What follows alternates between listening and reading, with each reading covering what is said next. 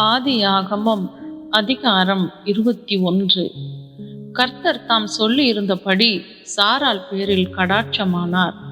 கர்த்தர் தாம் உரைத்தபடியே சாராளுக்கு செய்தருளினார்.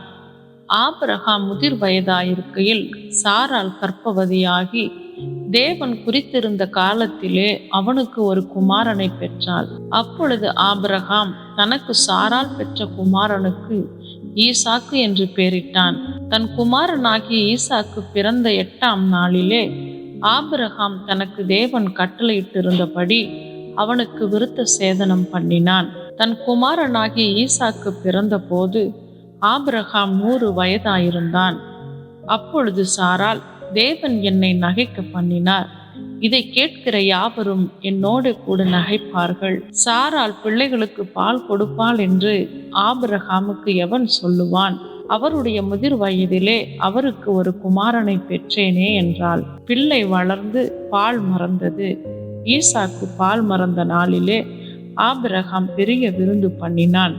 பின்பு எகிப்து தேசத்தாளாகிய ஆகார் ஆபிரகாமுக்கு பெற்ற குமாரன் பரியாசம் பண்ணுகிறதை சாராள் கண்டு ஆபிரகாமை நோக்கி, இந்த அடிமை பெண்ணையும் அவள் மகனையும் புறம்பே தள்ளும். இந்த அடிமை பெண்ணின் மகன் என் குமாரனாகிய ஈசாக்கோடே சுதந்திரவாளியாயிருப்பதில்லை என்றாள். தன் மகனை குறித்து சொல்லப்பட்ட இந்த காரியம் ஆபிரகாமுக்கு மிகவும் துக்கமாயிருந்தது. அப்பொழுது தேவன் ஆபிரகாமை நோக்கி, அந்த பிள்ளையையும் உன் அடிமை பெண்ணையும் குறித்து சொல்லப்பட்டது உனக்கு துக்கமாயிருக்க வேண்டாம். ஈசாக்கினிடத்தில் உன் சந்ததி விளங்கும். ஆதலால் சாராள் உனக்கு சொல்வதெல்லாவற்றையும் கேள். அடிமை பெண்ணின் மகனும் உன் வித்தா இருக்கிறபடியால் அவனையும் ஒரு ஜாதியாக்குவேன் என்றார். ஆபிரகாம் அதிகாலையில் எழுந்து அப்பத்தையும் ஒரு துருத்தி தண்ணீரையும் எடுத்து ஆகாருடைய தோளின் மேல் வைத்து பிள்ளையையும் ஒப்பு கொடுத்து அவளை அனுப்பிவிட்டான். அவள் புறப்பட்டு போய் பெயர்செபாவின் வனாந்தரத்திலே அலைந்து திரிந்தாள். துருத்தியிலிருந்த தண்ணீர் செலவழிந்த பின்பு அவள் பிள்ளையை ஒரு செடியின் கீழே விட்டு, பிள்ளை சாகிறதை நான் பார்க்க மாட்டேன் என்று எதிராக அம்பு பாயும் தூரத்திலே போய் உட்கார்ந்து சத்தமிட்டு அழுதாள். தேவன் பிள்ளையின் சத்தத்தை கேட்டார். தேவதூதன் வானத்திலிருந்து ஆகாரை கூப்பிட்டு, ஆகாரே, உனக்கு என்ன சம்பவித்தது? பயப்படாதே. பிள்ளை இருக்கும் இடத்திலே தேவன் அவன் சத்தத்தை கேட்டார். நீ எழுந்து பிள்ளையை எடுத்து அவனை உன் கையினால் பிடித்து கொண்டு போ, அவனை பெரிய ஜாதியாக்குவேன் என்றார். தேவன் அவளுடைய கண்களை திறந்தார். அப்பொழுது அவள் ஒரு தண்ணீர் துறவை கண்டு போய் துருத்தியிலே தண்ணீர் நிரப்பி பிள்ளைக்கு குடிக்க கொடுத்தாள். தேவன் பிள்ளையுடனே இருந்தார். அவன் வளர்ந்து வனாந்தரத்திலே குடியிருந்து வில் வித்தையிலே வல்லவனானான். அவன் பாரான் வனாந்தரத்திலே குடியிருக்கையில் அவனுடைய தாய் எகிப்து தேசத்தால் ஆகிய ஒரு பெண்ணை அவனுக்கு விவாகம் பண்ணுவித்தாள். அக்காலத்தில் அபிமெலேக்கும் அவன் சேனாபதியாகிய பிகோலும் ஆபிரகாமை நோக்கி, நீ செய்கிற காரியங்கள் எல்லாவற்றிலும் தேவன் உன்னுடனே இருக்கிறார். ஆகையால் நீ எனக்காவது என் குமாரனுக்காவது என் பேரனுக்காவது வஞ்சனை செய்யாமல் நான் உனக்கு செய்த தயவின்படியே நீ எனக்கும் நீ தங்கி இருக்கிற இந்த தேசத்திற்கும் தயவு செய்வேன் என்று இங்கே தேவன் பேரில் எனக்கு ஆணையிட்டு கொடு என்றான். அதற்கு ஆபிரகாம், நான் ஆணையிட்டு கொடுக்கிறேன் என்றான். ஆனாலும் அபிமெலேக்குடைய வேலைக்காரர் கைவசப்படுத்தி கொண்ட துறவி நிமித்தம் ஆபிரகாம் அபிமெலேக்கை கடிந்து கொண்டான். அதற்கு அபிமெலேக்கு, இந்த காரியத்தை செய்தவன் இன்னான் என்று எனக்கு தெரியாது, நீயும் எனக்கு அறிவிக்கவில்லை. இன்று நான் அதை கேட்டதே அன்றி இதற்கு முன் அதை நான் கேள்விப்பட்டதே இல்லை என்றான்.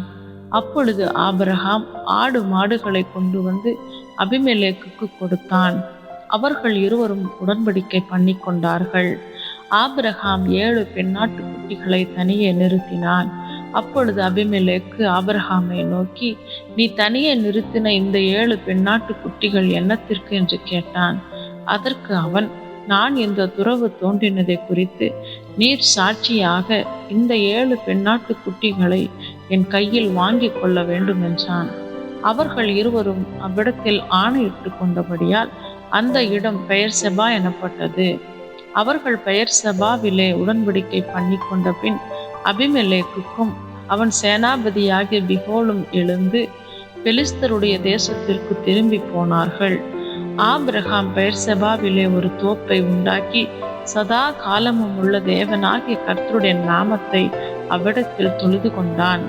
ஆபிரகாம் பெலிஸ்தருடைய தேசத்திலே அநேக நாள் தங்கியிருந்தான். ஆதியாகமம் அதிகாரம் 22.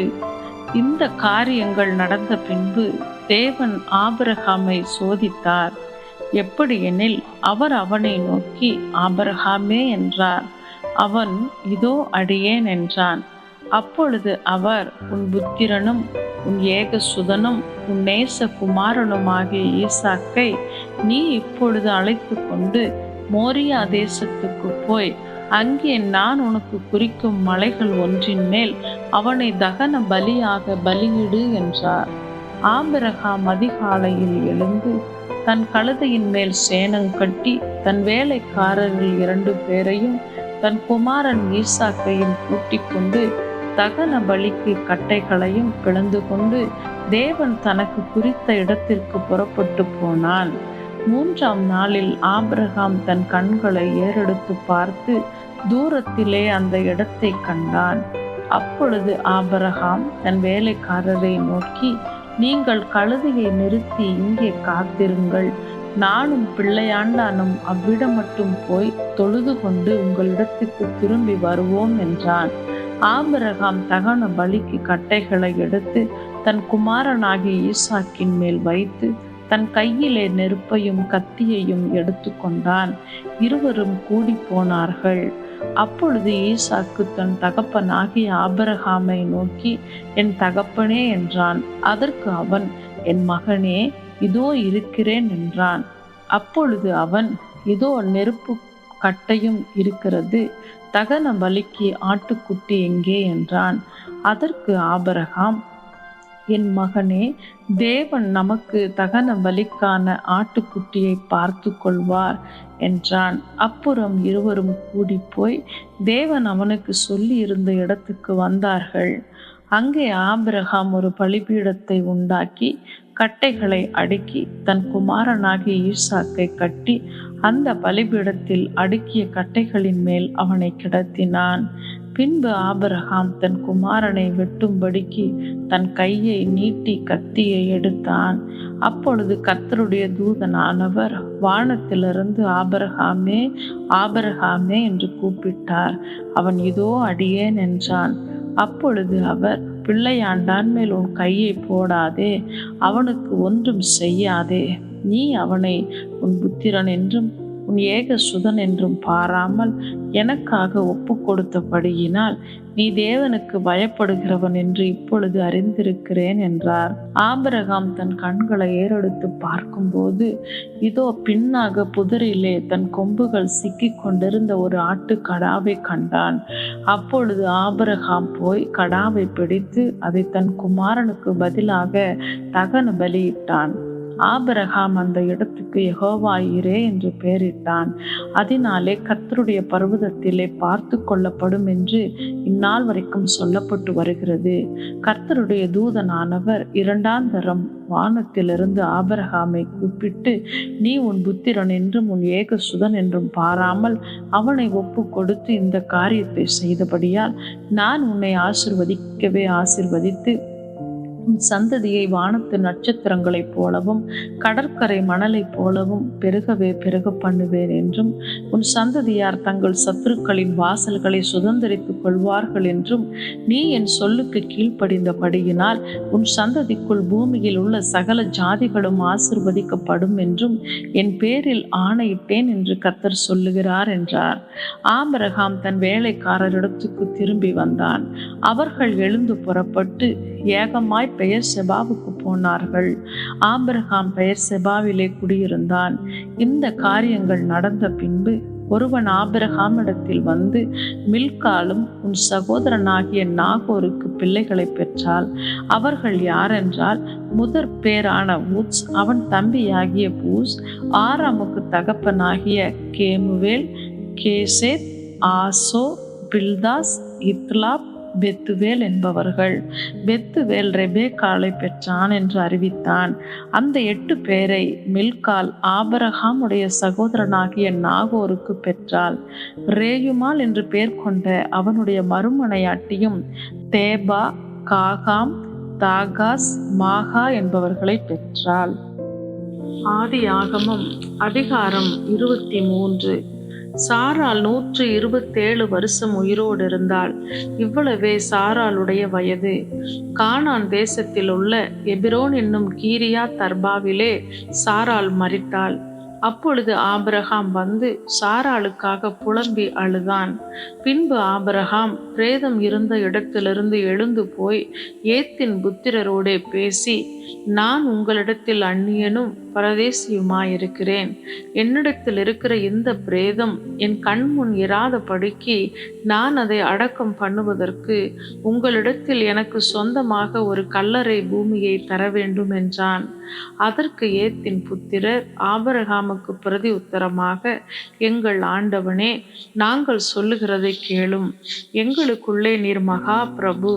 எங்கள் கல்லறைகளில் முக்கியமானதிலே பிரேதத்தை அடக்கம் பண்ணும். நீர் பிரேதத்தை அடக்கம் பண்ண எங்களில் ஒருவனும் தன் கல்லறையை உமக்கு தடை செய்வதில்லை என்றார்கள். அப்பொழுது ஆபிரகாம் எழுந்திருந்து ஏத்தின் புத்திரராகிய அத்தேசத்தாருக்கு வந்தனம் செய்து அவர்களோடே பேசி, என்னிடத்தில் இருக்கிற பிரேதம் என் கண்முன் இராதபடிக்கு நான் அதை அடக்கம் பண்ண உங்களுக்கு சம்மதியானால், நீங்கள் என் வார்த்தையை கேட்டு சோகாருடைய குமாரனாகிய எப்ரோன் தன் நிலத்தின் கடைசியிலே இருக்கிற மக்பேலா என்னப்பட்ட குகையை எனக்கு சொந்தமான கல்லறை பூமியாயிருக்கும்படி தர வேண்டும் என்று அவரிடத்தில் எனக்காக வேண்டிக் கொள்ளுங்கள். அது பெருமான விலைக்கு அவர் அதை தருவாராக என்றான்.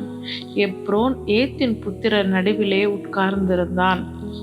அப்பொழுது ஏத்தியனாகிய எப்ரோன் தன் ஊர் வாசலுக்குள் பிரவேசிக்கிற ஏத்தின் புத்திரர் அனைவரும் கேட்க ஆபிரகாமுக்கு பிரதி உத்தரமாக, அப்படியல்ல என் ஆண்டவனே, என் வார்த்தையை கேளும். அந்த நிலத்தை உமக்கு தருகிறேன், அதில் இருக்கும் குகையையும் உமக்கு தருகிறேன். என் ஜன புத்திரருடைய கண்களுக்கு முன்பாக அதை உமக்கு தருகிறேன். உம்மிடத்தில் இருக்கிற பிரேதத்தை அடக்கம் பண்ணும் என்றான். அப்பொழுது ஆபிரகாம் அத்தேசத்தாருக்கு வந்தனம் செய்து, தேசத்து ஜனங்கள் கேட்க எப்ரோனை நோக்கி, கொடுக்க உமக்கு மனதானால் என் வார்த்தையை கேளும். நிலத்தின் விலையை தருகிறேன், என் கையில் அதை வாங்கி கொள்ளும். அப்பொழுது என்னிடத்தில் இருக்கிற பிரேதத்தை அவ்விடத்தில் அடக்கம் பண்ணுவேன் என்றான். அதற்கு எப்ரோன் ஆபிரகாமுக்கு பிரதி உத்தரமாக, என் ஆண்டவனே, நான் சொல்லுகிறதை கேளும். அந்த நிலம் 400 சேக்கல் நிறை வெள்ளி பெறும். எனக்கும் உமக்கும் அது எவ்வளவு காரியம்? நீர் உம்மிடத்தில் இருக்கிற பிரேதத்தை அடக்கம் பண்ணும் என்றான். அப்பொழுது ஆபிரகாம் எப்ரோனின் சொல்லை கேட்டு ஏத்தின் புத்திரருக்கு முன்பாக எப்ரோன் சொன்னபடியே வர்த்தகரிடத்தில் செல்லும்படியான 400 சேக்கல் நிறை வெள்ளியை அவனுக்கு நிறுத்து கொடுத்தான். இந்த பிரகாரம் மம்ரேக்கு எதிரே மக்பேலாவில் உள்ள எப்ரோனுடைய நிலமாகிய அந்த பூமியும் அதில் உள்ள குகையும் நிலத்தின் எல்லை எங்கும் சூழ்ந்திருக்கிற மரங்கள் அடங்கலும் அவனுடைய ஊர் வாசலுக்குள் பிரவேசிக்கும் ஏத்தின் புத்திரர் எல்லாரும் அறிய ஆபிரகாமுக்கு சொந்தமாக உறுதிப்படுத்தப்பட்டது. அதற்கு பின் ஆபிரகாம் தன் மனைவியாகிய சாராளை கானான் தேசத்தில் எப்ரோன் ஊர் பூமியான மம்ரேக்கு எதிரே இருக்கிற மக்பேலா என்னும் நிலத்தின் குகையிலே அடக்கம் பண்ணினான். இப்படி ஏத்தின் புத்திரர் கையில் கொல்லப்பட்ட அந்த நிலமும் அதில் உள்ள குகையும் ஆபிரகாமுக்கு சொந்த கல்லறை பூமியாக உறுதிப்படுத்தப்பட்டது. ஆதியாகமம் அதிகாரம் 24. ஆபிரகாம் வயது சென்று முதிர்ந்தவனானான். கர்த்தர் ஆபிரகாமை சகல காரியங்களிலும் ஆசீர்வதித்து வந்தார். அப்பொழுது ஆபிரகாம் தன் வீட்டில் உள்ளவர்களில் வயதில் மூத்தவனும் தனக்கு உண்டான எல்லாவற்றிற்கும் அதிகாரியுமாகிய தன் ஊழியக்காரனை நோக்கி, நான் குடியிருக்கிற கானானியருடைய குமாரத்திகளில் நீ என் குமாரனுக்கு பெண் கொள்ளாமல் நீ என் தேசத்துக்கும் என் இனத்தாரிடத்திற்கும் போய் என் குமாரனாகிய ஈசாக்குக்கு பெண் கொள்வேன் என்று வானத்துக்கு தேவனும் பூமிக்கு தேவனுமாகிய கர்த்தர் பேரில் எனக்கு ஆணையிட்டு கொடுக்கும்படிக்கு நீ உன் கையை என் தொடையின் கீழ் வை என்றான். அதற்கு அந்த ஊழியக்காரன், அவ்விடத்து பெண் என் பின்னே இந்த தேசத்துக்கு வர மனதில்லாதிருந்தால் நீர் விட்டு வந்த தேசத்திற்கு தானே உம்முடைய குமாரனை மறுபடியும் அழைத்து போக வேண்டுமோ என்று கேட்டான். அதற்கு ஆபிரகாம், நீ என் குமாரனை மறுபடியும் அங்கே அழைத்து கொண்டு போகாதபடிக்கு எச்சரிக்கையாயிரு. என்னை என் தகப்பனுடைய வீட்டிலும் என் இனத்தார் இருக்கிற தேசத்திலும் இருந்து அழைத்து வந்தவரும் உன் சந்ததிக்கு இந்த தேசத்தை தருவேன் என்று எனக்கு சொல்லி ஆணையிட்டவருமான வானத்துக்கு தேவனாகிய கர்த்தர், நீ அங்கே இருந்து என் குமாரனுக்கு ஒரு பெண்ணை கொண்டு வரும்படிக்கு தம்முடைய தூதனை உனக்கு முன்பாக அனுப்புவார். பெண் உன் பின்னே வர மனதில்லாதிருந்தாலேயாகில் அப்பொழுது நீ இந்த என் ஆணைக்கு நீங்களாயிருப்பாய். அங்கே மாத்திரம் என் குமாரனை மறுபடியும் அழைத்து கொண்டு போக வேண்டாம் என்றான். அப்பொழுது அந்த ஊழியக்காரன் தன் கையை தன் எஜமான் ஆகிய ஆபிரகாமுடைய தொடையின் கீழ் வைத்து இந்த காரியத்தை குறித்து அவனுக்கு ஆணையிட்டு கொடுத்தான். பின்பு அந்த ஊழியக்காரன் தன் எஜமானுடைய ஒட்டகங்களில் 10 ஒட்டகங்களை தன்னுடனே கொண்டு போனான். தன் எஜமானுடைய சகலவித உச்சிதமான பொருள்களும் அவன் கையில் இருந்தன. அவன் எழுந்து புறப்பட்டு போய் மெசொப்பொத்தேமியாவிலே நாகோருடைய ஊரில் சேர்ந்து ஊருக்கு புறம்பே ஒரு தண்ணீர் துறவண்டையிலே தண்ணீர் மொள்ள ஸ்திரீகள் புறப்படுகிற சாயங்கால வேளையிலே ஒட்டகங்களை மடக்கி தனக்குள்ளே சொல்லிக் கொண்டது என்னவென்றால், என் எஜமானாகிய ஆபிரகாமுக்கு தேவனாயிருக்கிற கர்த்தாவே, இன்றைக்கு நீர் எனக்கு காரியம் சித்திக்க பண்ணி என் எஜமான் ஆகிய ஆபிரகாமுக்கு தயவு செய்தருளும். இதோ நான் இந்த தண்ணீர் துறவண்டையிலே நிற்கிறேன். இந்த ஊராருடைய பெண்கள் தண்ணீர் மொல்ல புறப்பட்டு வருவார்களே, நான் குடிக்க உன் குடத்தை சாய்க்க வேண்டும் என்று நான் சொல்லும்போது குடி என்றும் உன் ஒட்டகங்களும் குடிக்கும்படி வார்ப்பேன் என்றும் சொல்லும் பெண் எவளோ அவளே நீர் உம்முடைய ஊழியக்காரனாகிய ஈசாக்குக்கு நியமித்தவளாயிருக்கவும் என் எஜமானுக்கு அனுகிரகம் செய்தீர் என்று நான் அதனாலே அறியவும் செய்தருளும் என்றான். அவன் இப்படி சொல்லி முடிக்கும் முன்னே, இதோ ஆபிரகாமுடைய சகோதரனாகிய நாகோரின் மனைவி மில்காளுடைய குமாரனாயிருக்கிற பெத்துவேலுக்கு பிறந்த ரெபேக்காள் குடத்தை தோள் மேல் வைத்து கொண்டு புறப்பட்டு வந்தாள். அந்த பெண் மகா ரூபவதியும் புருஷனை அறியாத கன்னிகையுமாயிருந்தாள். அவள் துறவில் இறங்கி தன் குடத்தை நிரப்பிக்கொண்டு ஏறி வந்தாள். அப்பொழுது அந்த ஊழியக்காரன் அவளுக்கு எதிர்கொண்டோடி, உன் குடத்தில் இருக்கிற தண்ணீரில் கொஞ்சம் குடிக்க தர வேண்டும் என்றான். அதற்கு அவள், குடியும் என் ஆண்டவனே என்று சீக்கிரமாய் குடத்தை தன் கையில் இறக்கி கொண்டு அவனுக்கு குடிக்க கொடுத்தாள். கொடுத்த பின், உம்முடைய ஒட்டகங்களும் குடித்து தீரும் மட்டும் அவைகளுக்கும் மொண்டு வார்ப்பேன் என்று சொல்லி சீக்கிரமாய் தன் குடத்து தண்ணீரை தொட்டியிலே ஊற்றிவிட்டு இன்னும் மொண்டு வர துறவண்டையில் ஓடி அவனுடைய ஒட்டகங்களுக்கெல்லாம் மொண்டு வார்த்தாள். அந்த மனிதன் அவளை குறித்து ஆச்சரியப்பட்டு, கர்த்தர் தன் பிரயாணத்தை வாய்க்க பண்ணினாரோ இல்லையோ என்று அறியும் பொருட்டு மௌனமாயிருந்தான்.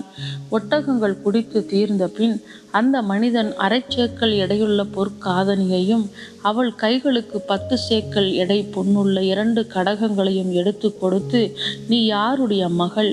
எனக்கு சொல்ல வேண்டும். நாங்கள் உன் தகப்பன் வீட்டில் ராத்தங்க இடம் உண்டா என்றான். அதற்கு அவள், நான் நாகோருக்கு மில்காள் பெற்ற குமாரனாகிய பெத்துவேலின் மகள் என்று சொன்னதுமன்றி எங்களிடத்தில் வைக்கோலும் தீவனமும் வேண்டிய மட்டும் இருக்கிறது, ராத்தங்க இடமும் உண்டு என்றாள். அப்பொழுது அந்த மனிதன் தலை குனிந்து கர்த்தரை பணிந்து கொண்டு, என் எஜமான் ஆகிய ஆபிரகாமின் தேவனாயிருக்கிற கர்த்தருக்கு ஸ்தோத்திரம். அவர் தம்முடைய கிருபையையும் தம்முடைய உண்மையையும் என் எஜமானை விட்டு நீக்கவில்லை. நான் பிரயாணம் பண்ணி வருகையில் கர்த்தர் என் எஜமானுடைய சகோதரர் வீட்டுக்கு என்னை அழைத்து கொண்டு வந்தார் என்றான்.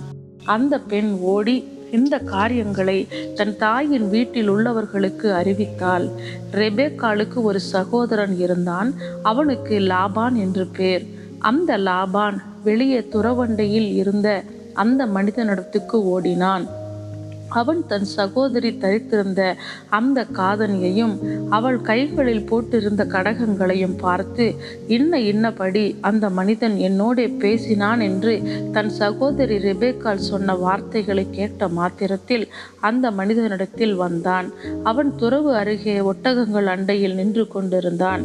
அப்பொழுது அவன், கர்த்தரால் ஆசீர்வதிக்கப்பட்டவரே, உள்ளே வாரும், நீர் வெளியே நிற்பானேன், உமக்கு வீடும் ஒட்டகங்களுக்கு இடமும் ஆயத்தம் பண்ணி இருக்கிறேன் என்றான். அப்பொழுது அந்த மனிதன் வீட்டுக்கு போனான். லாபான் ஒட்டகங்களின் கட்டவிழ்த்து ஒட்டகங்களுக்கு வைக்கோலும் தீவனமும் போட்டு அவனும் அவனோடே வந்தவர்களும் தங்கள் கால்களை கழுவிக்கொள்ள தண்ணீர் கொடுத்தான். பின்பு அவனுக்கு முன்பாக போஜனம் வைக்கப்பட்டது. அப்பொழுது அவன், நான் வந்த காரியத்தை சொல்லும் முன்னே புசிக்க மாட்டேன் என்றான். அதற்கு அவன், சொல்லும் என்றான். அப்பொழுது அவன், நான் ஆபிரகாமுடைய ஊழியக்காரன். கர்த்தர் என் எஜமானை மிகவும் ஆசீர்வதித்திருக்கிறார். அவர் சீமானாயிருக்கிறார். கர்த்தர் அவருக்கு ஆடு மாடுகளையும் வெள்ளியையும் பொன்னையும் வேலைக்காரரையும் வேலைக்காரிகளையும் ஒட்டகங்களையும் கழுதைகளையும் கொடுத்திருக்கிறார். என் எஜமானுடைய மனைவியாகிய சாராள் முதிர் வயதான போது என் எஜமானுக்கு ஒரு குமாரனை பெற்றாள். அவர் தமக்கு உண்டான யாவையும் அவனுக்கு கொடுத்திருக்கிறார். என் எஜமான் என்னை நோக்கி, நான் குடியிருக்கிற கானான் தேசத்தாருடைய குமாரத்திகளில் நீ என் குமாரனுக்கு பெண் கொள்ளாமல் நீ என் தகப்பன் வீட்டுக்கும் என் இனத்தாரிடத்திற்கும் போய் என் குமாரனுக்கு பெண் கொள்ள வேண்டும் என்று ஆணையிட்டு கொடுக்கும்படி சொன்னார்.